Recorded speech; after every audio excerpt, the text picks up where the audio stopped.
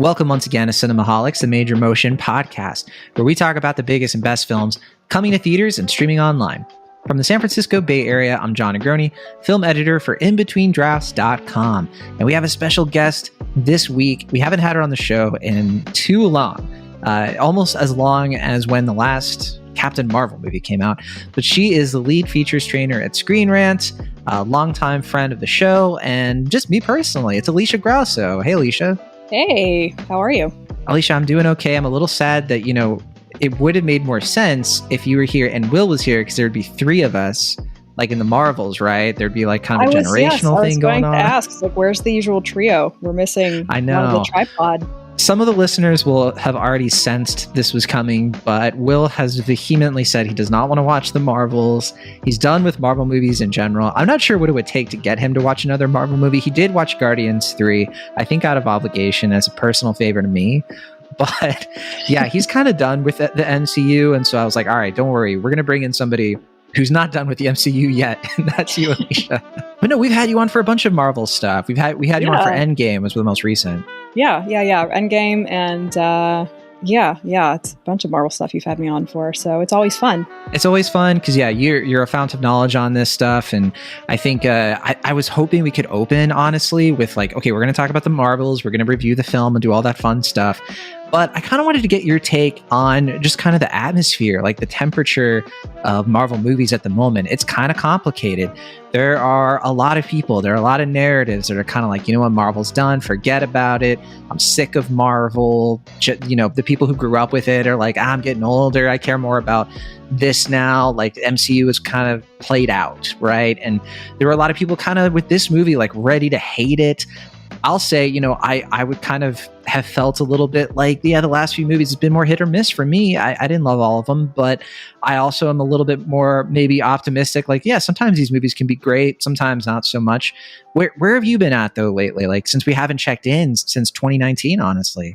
Yeah, I haven't been into phase 4. I think there's valid criticism to be made about Marvel. I think the problem with Marvel is it's overexposed. It's just like certain actors can get overexposed when they're in every single big IP and every single Chris Pratt role out there, and then kind of the internet starts to turn on them. I feel like that's what's happening with Marvel. But part of it, and this is what I've had an issue with, is that it's no longer telling a cohesive story. It no longer seems to know what it wants to be. And I think the biggest problem heading into it was, like, it doesn't seem to know what it wanted the multiverse to be, whereas the Infinity Saga was a really tight story with a few little like continuity bobbles here and there, the multiverse saga has just kind of been all over the place, and it has truly not helped to have all of the Disney Plus stuff as well as the movies. Marvel's strength in the Infinity Saga, which is everything is interconnected, is now Marvel's Achilles heel, because no movie and no TV show can really ever just stand on its own. And I think that's the issue. So I'm not mad about the fact that the writers and actors strike has kind of forced Marvel to pull back. Like Deadpool 3 is coming out next year.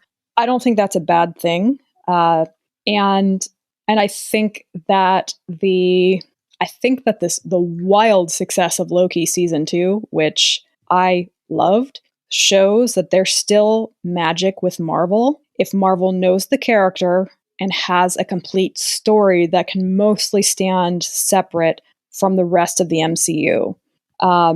It's when they try to do too many things and set up too many things at once and link to too many other movies, that's when it starts to fall apart. And I think they've been doing that even more in phase 4, and that's an issue. But that's a very long-winded way of saying, yes, I can totally understand why people are kind of getting tired of Marvel. However, I feel like saying Marvel's done, comic book movies are dead, that's dumb, because that's like saying ideas are dead. Like, comic books, characters, the superhero genre, they're ideas. They live and die on ideas, and ideas don't die. So if you have a great idea and you execute it well, it will always do well. It's never, it might be in a not great spot right now, but there are a lot of smart people there, and I feel like they can figure it out.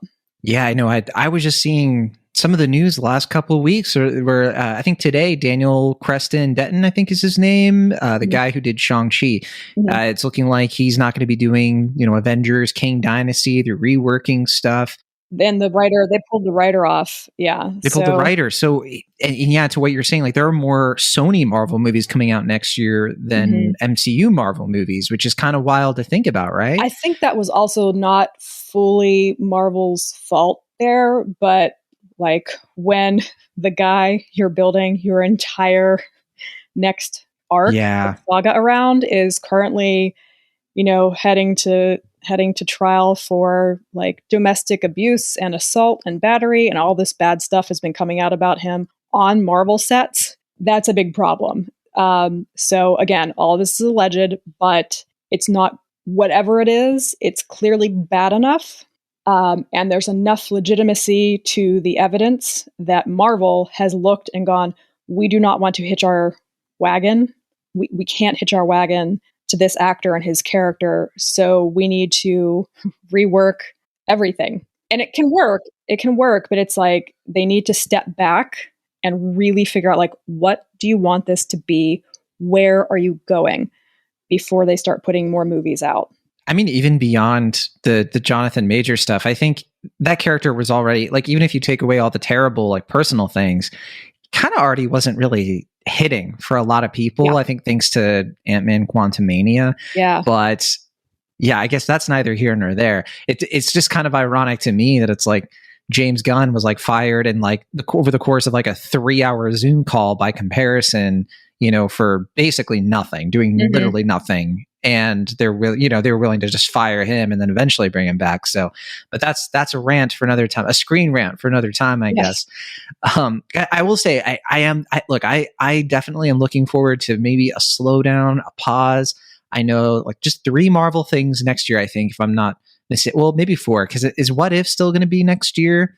It's this year. What If season 2? Oh, yeah, okay. Announced it today. So What If season 2 is doing 9 episodes, and they're doing like a special thing where it's like one episode.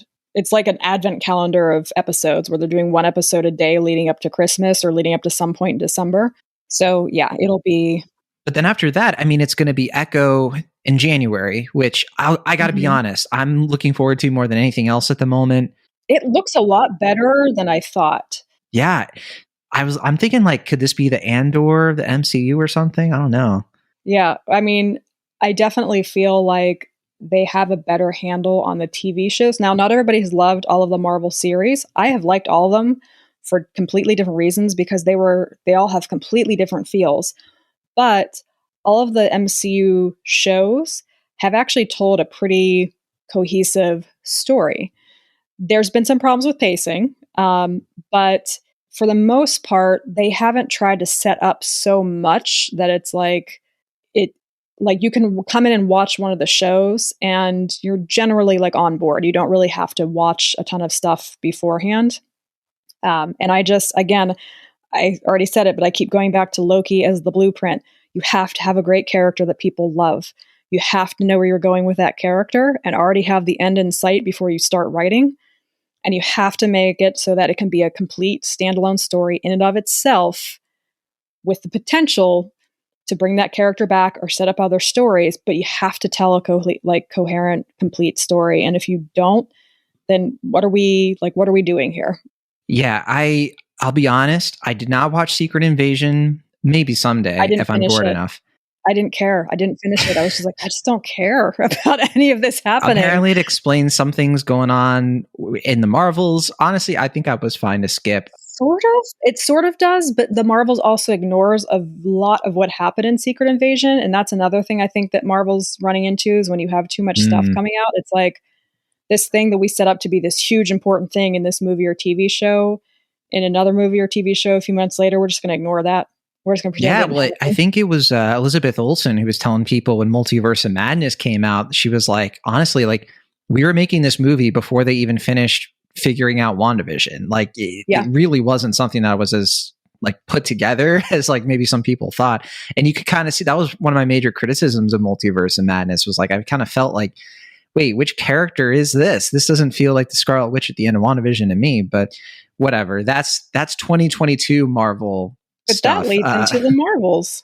Yeah. And I will say one more thing. I haven't finished Loki season 2. I've been liking it. I'm a few episodes in. I've been taking my time with it, and yeah, I think Loki is definitely one of those blueprints. But my personal favorite of the Marvel shows, and then nice little transition, is honestly Miss Marvel. I absolutely loved it. I mean, I've loved them all for different reasons, but quite frankly, the strongest part of that show was the strongest part of the Marvels for me, and that was Iman Vellani. Like easily. Like, one thing that I will say Marvel has always nailed is casting. Like, I think Marvel has maybe made like one miscast, maybe one or two miscasts ever.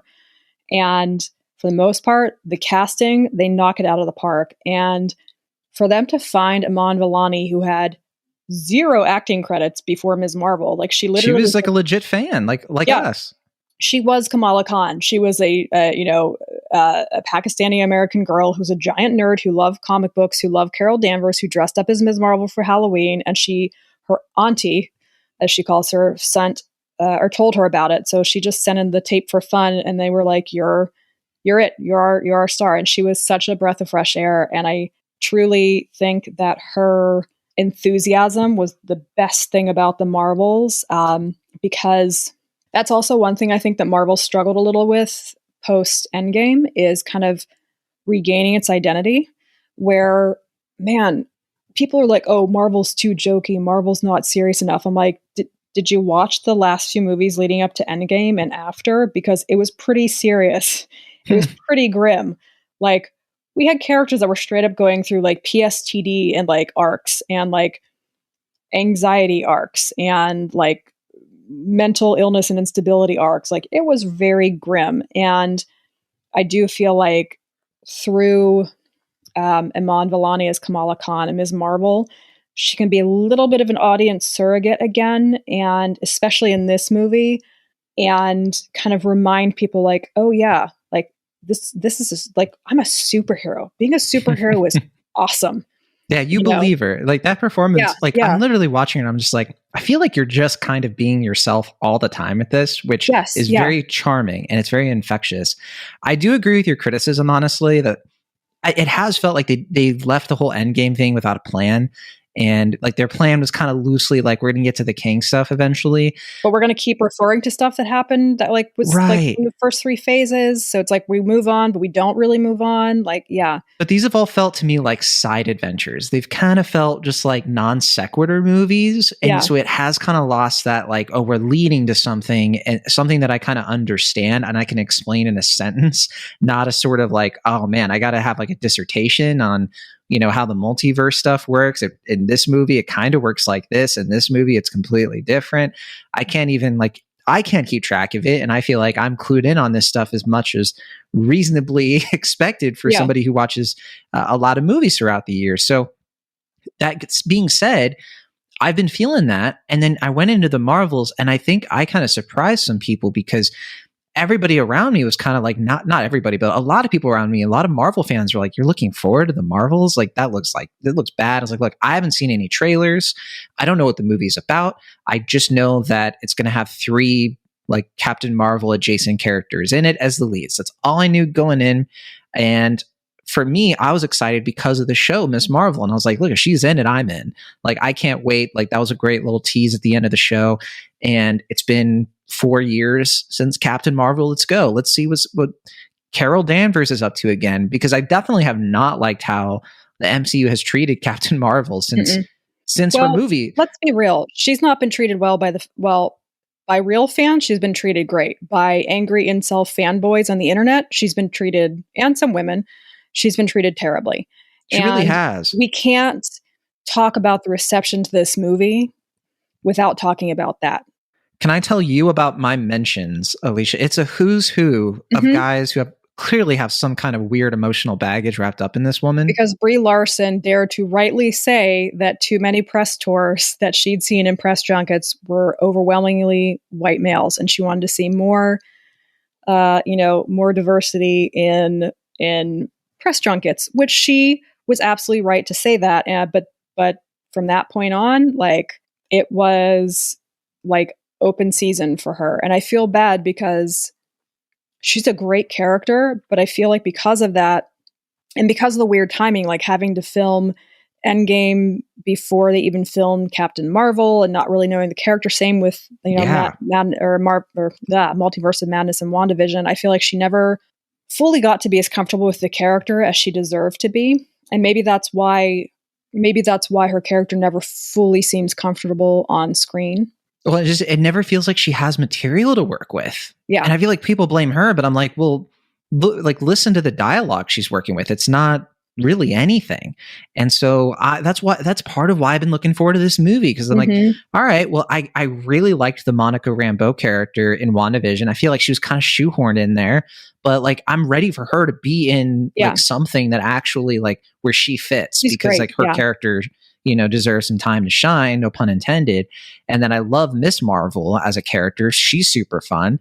And I think Captain Marvel in her own movie, when it was her, that was a fun movie. It was funny and it was kind of low stakes in a way. And I'm like, okay, well, maybe this is going to be kind of a low stakes movie. So when I watch this movie, and I'll go through the setup too for folks who haven't seen it, but it is kind of just doing a totally different thing from what, like, it's not doing the Ant-Man Quantumania thing where it's trying to be super epic. It's trying to be like, oh my gosh, Kang is here. This is an insurmountable threat. I'm like, I thought this was Ant-Man. Like these Ant-Man movies were not supposed, I don't know. And it's also not being like Thor Love and Thunder, which is kind of trying to do both things at the same time. And I didn't hate that movie, but I just thought I was just pretty disappointed. I didn't hate it, but I did think that Taika's sensibility needed to be reined in a little bit. It did. Like a little bit. Like we need to take that scene down just a notch. There's fun stuff in that one. It gets a lot of hate. I don't need to pile on it further. Yeah. But with this movie, I think that this movie was kind of getting that balance a little bit better, where I was like, this just kind of feels like a fun comic book space adventure with some really interesting ideas in it. Yeah. It's not just a straightforward beat 'em up. And so that kind of gets into the premise. The main premise is that these three characters, so Brie Larson plays Captain Marvel, of course, Carol Danvers. Teyonah Parris plays Monica Rambeau, who doesn't have her superhero name in this, but I think people in the comics know her as like Photon. And Miss Marvel is played by Iman Vellani, as we mentioned. And they're all kind of like in different places. Miss Marvel at this point, she's still just kind of an independent operator, kind of like a Spider-Man-esque like teenager in New Jersey who's kind of doing superhero stuff, but hasn't been recognized officially by like the greater Avengers stuff happening outside of her. And then Captain Marvel's been kind of like just in a groove, like ever since Endgame, ever since the blip and everything. She's just been kind of keeping the peace, a bit of a space cop. What are you going to do? It's Marvel.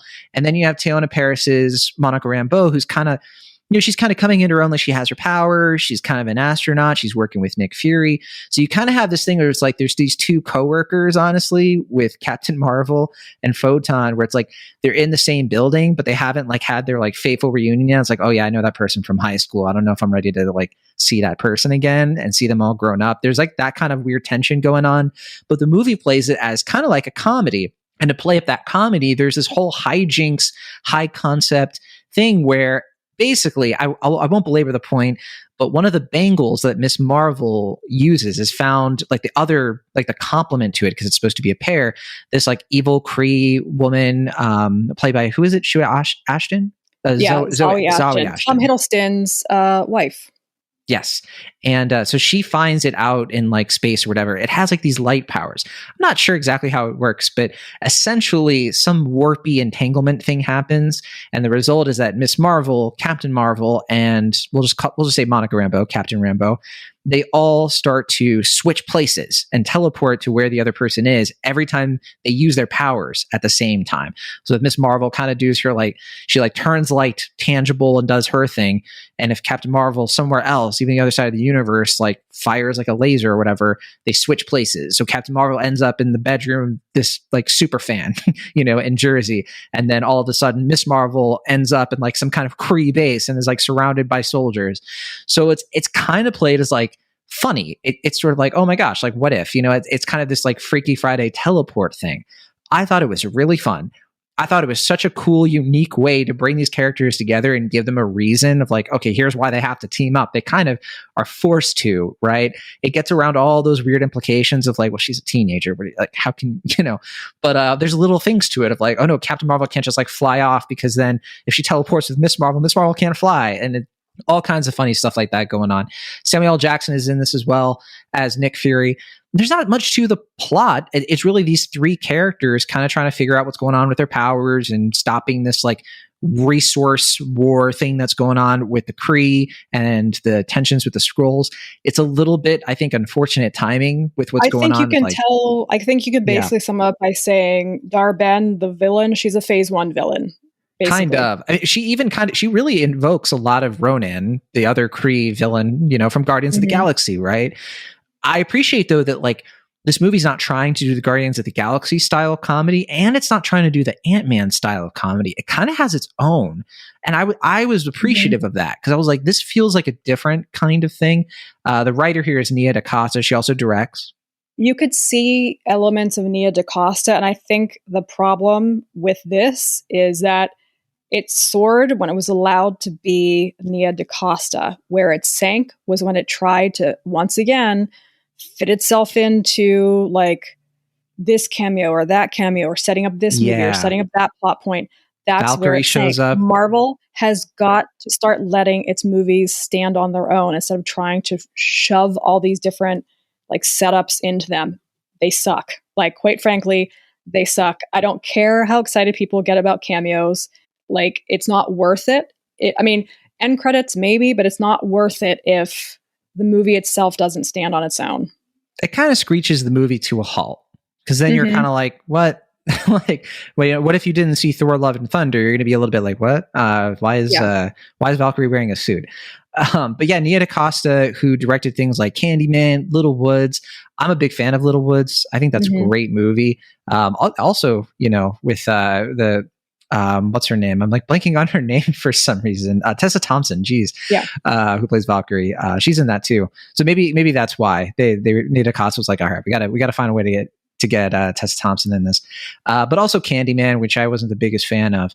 It's interesting that she got put in charge of this movie. Like, she's not the choice that I would have thought, but yeah, I think I agree with you. Where I think when it's like really her working on this movie, that's where it to me felt like it was the most confident. Yeah. Like, it's like, And that's the thing, because I've seen, again, from certain corners of the internet that I really shouldn't be repeating what they say because it's not worth it. But there was that one tweet that went viral and it was like, Marvel giving this movie to a director that's only had one feature film before this. And it was like, first off, she's had more. Yeah. Second of all, where do you think Marvel's other directors came from? Most of them either came from TV or only had one or two feature films to their name. The difference was James Gunn, the Russos, like Joss Whedon. The difference is that with those movies, those phase 1 and early phase 2 movies, Marvel allowed those directors to be those directors and truly make the movie that they wanted to make as like a cohesive whole. Like, Guardians of the Galaxy didn't tie into anything. And it was an amazing movie because it was allowed to be its own thing, whereas the Marvels was not. And I think if Marvel had allowed Nia DaCosta, like, I don't want to spoil it for anybody, but there's like a sequence involving the Flurkins. And if you don't remember what the Flurkins are, it's Goose the cat that has the tentacles coming out of their mouth, for those listening. There's a sequence involving memory from cats and a whole army of Flurkin kittens that is... I don't think I've ever seen anything like it in a superhero movie, and it's great. And it was moments like that it was like, I wish we could have seen more of this and a little bit less of the usual Marvel, like, two-dimensional villain out for revenge, setting up all this other stuff. It was very uninteresting. My eyes were glazing over, and I was like, okay, fine. It's functional. It gives the characters a reason to be here, but it's what prevents a movie from being something more, I think that, like, you have these three really powerful characters. They need a really good enemy to fight up against.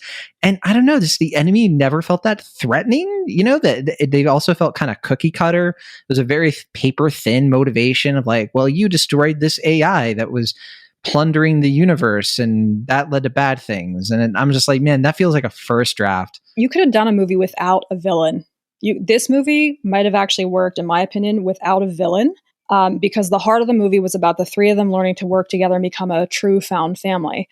They can do that without having to face a villain. Maybe they have to save something from a natural disaster. Maybe they have to do, you don't have to have a human or alien, as the case may be, villain. And I think it would have been stronger without it. Like, I truly do. It's like a workplace sitcom, you know. Mhm. I mean, I'm not opposed to that idea. Pixar's done it so many times. It just kind of depends on how you do the script. But I'll be honest, like, again, I was not really paying close attention whenever the villain stuff was happening, or a Mhm. lot of the fights when it was just kind of like a whatever fight between the villain and the three. I was like, okay, whatever. Fighting foot soldiers was more interesting and fun to me. But I got to give the movie this. I laughed so much. It's really funny. It's way funnier than people give it credit for. It really is. And I agree. Like, I think if it leaned into and it did, but again, it was torn between, do I want to be a Nia DaCosta movie about this found family and the comedy and like the really fun stuff, or do I want to be a Marvel movie where they're facing this big scary villain? And it would have been better if they had just committed to the former, I think. But yeah, because it was really funny. When it was allowed to be funny, it was like really, really funny. Yeah, I think that combined with the fact, look, it's 20 minutes shorter than the last Captain Marvel movie. So it also has a little bit of that tight zip energy to it. Mhm. To the point where I could even say, like, maybe it needed an extra 5 minutes, because there were a couple of things I was like, the editing wasn't, I was like, well, it's a little bit too like zippy. But honestly, here, I don't envy Marvel's situation, because Mm-mm.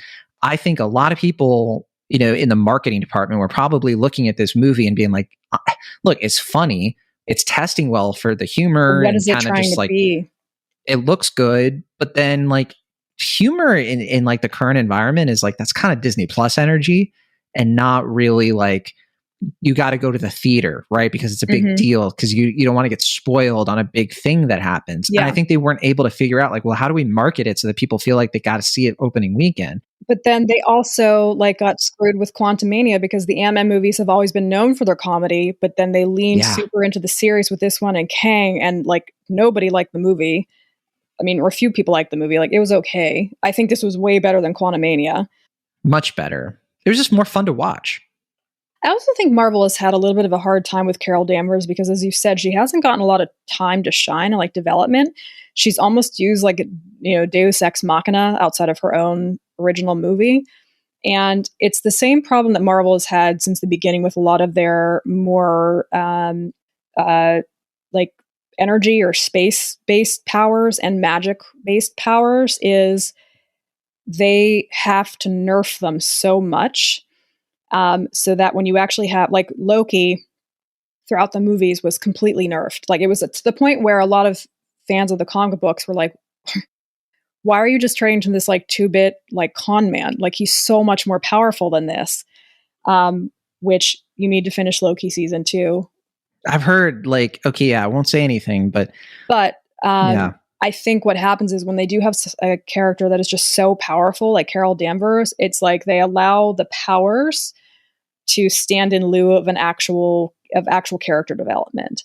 And that's been to her detriment, and not fair to Brie Larson at all, and not fair to the character. But it's like, Endgame, she basically just flew in for like it's like, hey, her moment everyone. to be, yeah, like, don't worry, Yeah. I got this. I can single-handedly almost take down Thanos. And then, so there's just not a lot of there. And I think when they focus too much on the powers and not enough on the character development, that's where it gets tripped up. And I suspect that perhaps, I don't want to say there was studio meddling, but I suspect that Nia DaCosta got some notes where it's like, we need to make, more action, more whatever, when really it would have been like, just let her cook. You hired her for a reason. Let her cook and do her own thing. I couldn't agree more. And I think especially like, there were times when, for example, Nick Fury was on screen, and he's getting a little bit up in years. And so Mhm. in this movie, he's a little bit more of like a jokey character. He sits down a lot, and more power to him, honestly. But like, some of the lines this guy was told to utter, like, honestly, I can't imagine it working in any other context. But that's kind of what's, to me, a little bit special about this movie, because I think it got to the point where people were like, anytime he shows up on screen, anytime Goose or something shows up on screen, people were ready to laugh. People were ready like to have fun. Mhm. And then when the villain stuff comes on, people are like, okay, Again, now it's time to go to the completely bathroom. different than how he's characterized in Secret Invasion, which was super serious. Like, super serious. Nick Fury's lost a step, doesn't have what it takes anymore. He's jaded. He's sin. And then it's like, where, and that's another thing too, I think, between the shows and the movies, like, when is this taking place? Where is this taking place? Why is this Nick Fury completely different than the Nick Fury you saw in Secret Invasion? And on one hand, it's good because he's more like the Nick Fury you saw in the movies, but like, Marvel, I think, has really written itself into a corner with everything having to be interconnected. Like, because now that's what fans expect. And if it doesn't come together as cleanly or neatly as things have in the past, it doesn't work. And it's not working anymore. Here's a 3.5 star review by Thomas Lloyd. This is on Letterboxd. And, they mentioned kind of the post-credit scene, which we don't have to talk about because we're just talking about the movie. It has a post-credit scene. You'll see it if you watch the movie. But anyway, they said, everyone who's calling this... Spoilers, it sets up something. Everyone who's calling this movie the worst of the MCU has either not actually sat down to watch the whole thing or went to see it with no intention of changing their expectations or opinion on it when they first saw the trailers. If you didn't like Carol already, not sure if this will change your mind about her, but she's not the only main character this time, which is a big help. Kamala was my favorite. Kamala. Kamala is our vice president.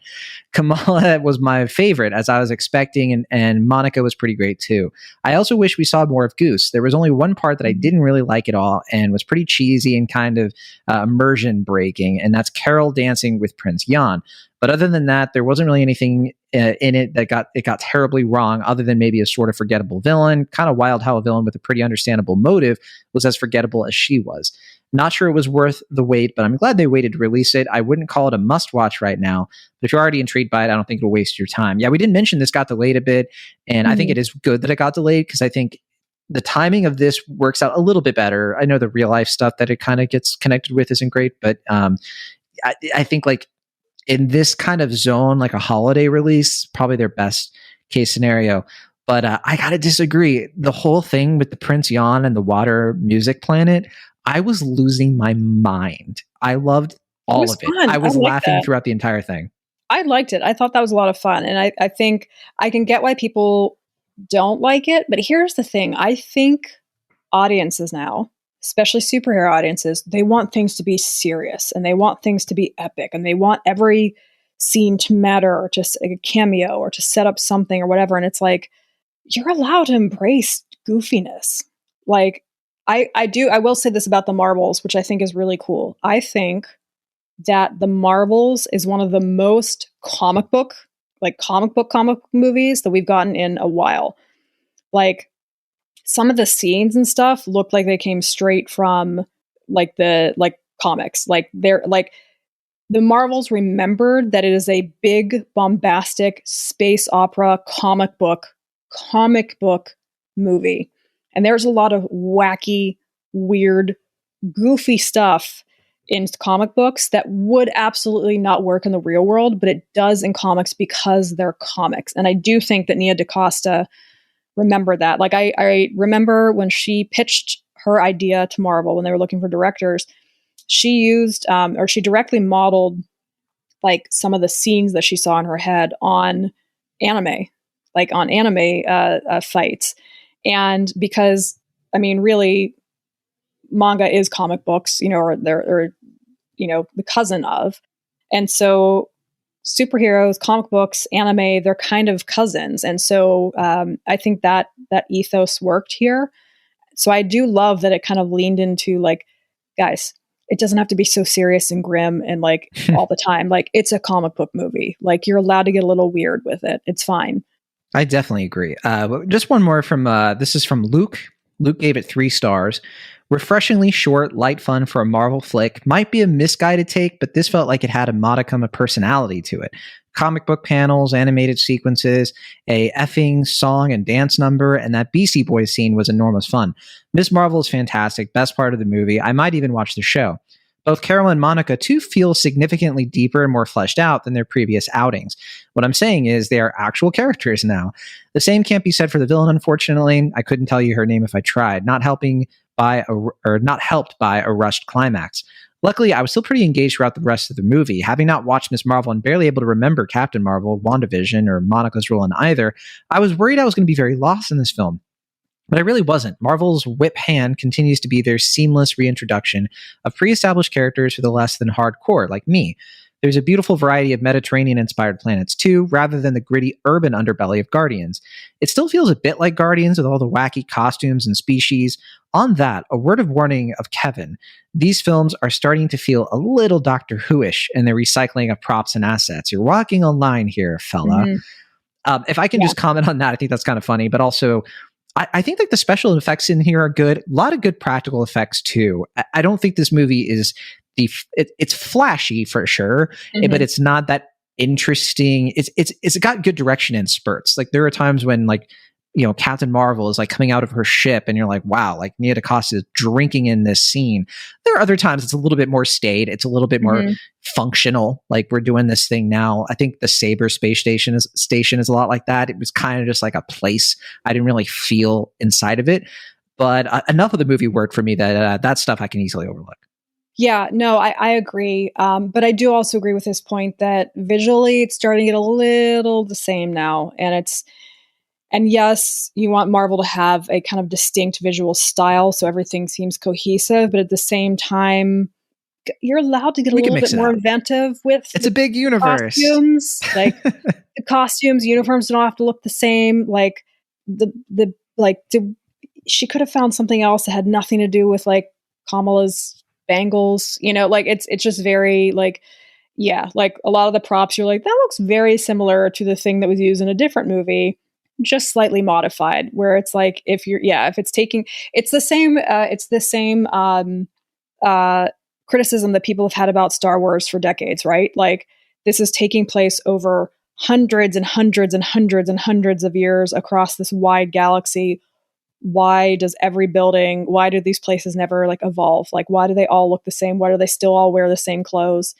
And I think Marvel is starting to creep into that territory where it's like the whole Marvel Cinematic Universe now has unfolded over decades.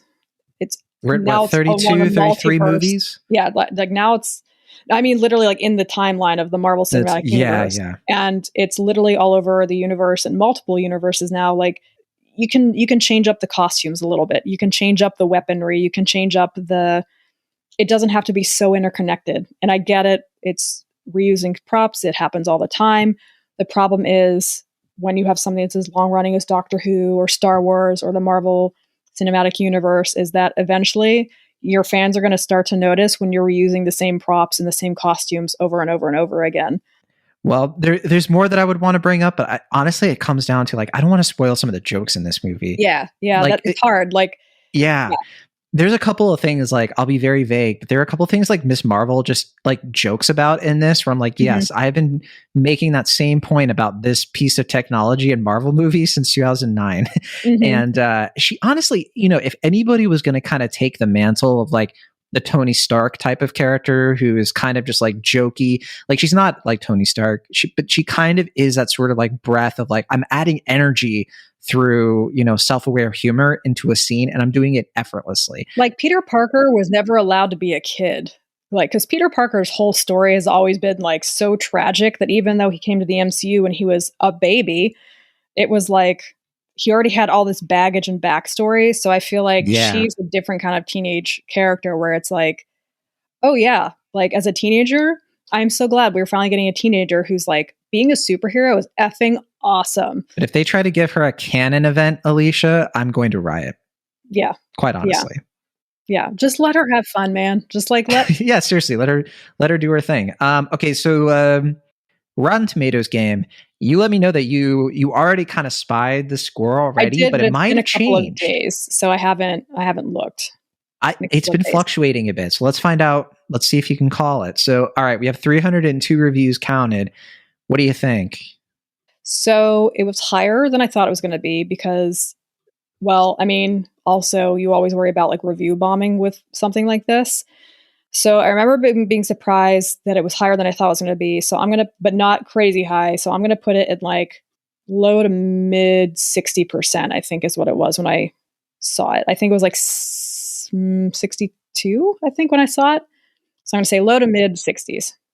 So it is still 62. So it looks like it has kind of reached an equilibrium, because when I first saw it, it was at 58, like when the first wave came out.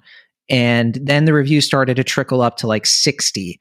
And then it's perked up a little bit since then. Because I think some people were like, no, this movie's cool. And then what about audience score, though? That's 1,000+ verified ratings. What do you think? Those are always higher. So I'm going to go with, unless Rotten Tomatoes allows itself to be review bombed, and if any movie was ripe for that, it would be this one. But I'm going to go with the true score would be higher. So I'm going to go with like high 70s, low 80s. Okay, you're right there. It's 84%. Oh, and nice. yeah, that's not bad considering. Yeah, there's probably a lot of people, but I think they have made some changes where it's a little bit harder to review bomb these things. I mean, it can still happen to be sure, but yeah, it looks like it's still pretty intact. And then we'll do the cinema score. What do you think? And you know what? I'll give you a little bit of a hint. The cinema score for the last Captain Marvel movie was an A, but what about the Marvels? What do you think? I personally think this one was better than the first Captain Marvel movie, so I'm going to go with an A again. Unfortunately, I think the Marvel fatigue, I don't know, it's a B. Yeah. Pretty low. That doesn't surprise me. Yeah. I appreciate the optimism though. Okay, so then we'll finish out on Letterboxd. And so the Marvel's on Letterboxd, let's see, it got 93,000 watches. Kind of wild. Like Five Nights at Freddy's, when we reviewed that last week, that was at like 400,000 watches because Five Nights at Freddy's. But okay, so what do you think the average rating is on Letterboxd out of 5? God, I don't even know. Like, I truly don't know. I have to be honest, I don't pay attention to Letterboxd. Like, we never call these, honestly. We pay attention and we don't typically. I never use Letterboxd ever. Like, people are like, you should start a Letterboxd account. I'm like, oh, so I can do the job that I already do for no pay? No, thank you. Dang. So I mean, I would be pretty happy if you were on Letterboxd, but not for that reason. Like, I'm sorry. Like, that's just more work for me. And I'm not getting paid for it. No, thank you. I truly don't know. So you're going to have to tell me that one. No offense to everybody that uses Letterboxd. I think it's wonderful, but it's just not for me. Fair enough. Yeah, we have a lot of Letterboxd fans on here, myself included. Maybe one day you'll think inside the box. But yeah, no, 2.9 out of 5, which is pretty low. I think like I would have predicted something closer to like 3.1, 3.2 would be a little bit more fair. But yeah, I'm looking at a lot of the critics I follow and they're, I think that number might go up higher. I do. Very possible. I tend to think there are some very good reviewers on Letterboxd, some good, kind of amateur reviewers who are very thoughtful. Another reason I'm not generally on Letterboxd is I've also found that there tends to be, some of the reviewers tend to be aspiring film critics who don't understand that to be a truly good critic, you have to remove your own preconceived notions and your own expectations when you go in to watch a movie. And you have to watch a movie for what it is and not what you want it to be. And I found that can be a little bit of a problem on Letterboxd. So I would not be surprised if the score on Letterboxd went up like after a while. Yeah, we'll see. I wouldn't be surprised either. So, all right. Well, that is the Marvels. It's out in theaters right now. Who knows for how long? It might be on Disney Plus by the time I finish this sentence. But yeah, it's not doing so great at the box office. But it should. You never know. It's a fun movie. It's fun. I mean, we're going to find out soon if it's going to drop or if it's going to hold. Like, it could do something like Elemental with Pixar, where just the opening weekend was disappointing, but it had staying power. Or the thing is, we have a Hunger Games movie coming out, where Encanto didn't do really well in theaters, and then it hit Disney Plus and became this like mega hit, like Frozen. So yeah, you never know. So, but anyway, we're going to be back on the show. We're going to be talking about The Killer on the next episode of Cinemaholics. Nice. And yeah, I've been waiting to talk about that one for a while. So finally going to get a chance to dig into that movie. But thanks so much for listening. And thank you so much, Alicia, for coming on the show. It was a blast. Thank you for having me.